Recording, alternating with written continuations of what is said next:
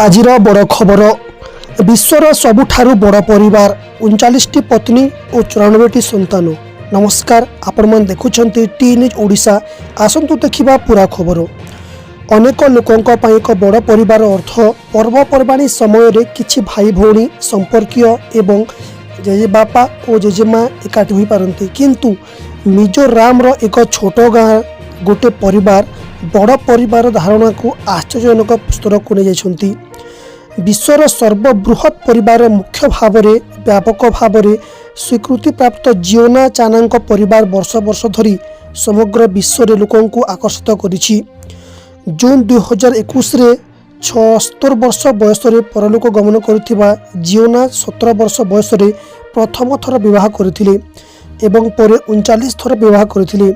तांकर 94टी संतान, 14टी बहु और 33 रु अधिक नाती नातुणी अछंती। एही परिवार प्राय 200 रु अधिक सदस्य गोटे छात तले एकाठी रहुथिले, जहा पर पर्यंत रेकर्ड होइथिबा सबुठारु असाधारण पारिवारिक कहानी मध्यरु गोटिए। रिपोर्ट रु जणा पड़िछि जे एही परिवार दैनिक 45 रु 90 किलोग्राम चाउल खाउछंती। एथिसह 40 किलोग्राम आलू, 25 किलोग्राम पनीपरिबा एवं 20 किलोग्राम डाली मध्य खाउछंती। मांस भोजन रे 30 रु 35 कुकुड़ा आवश्यक हो पारे। रोसई एक विशाल रोसई घरे होता है।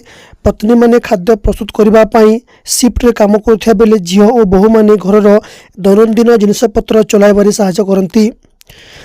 तो वीडियो को बंधु लाइक करिवे, कमेंट करिवे, अधिक अधिक शेयर करिवे। थैंक यू, धन्यवाद।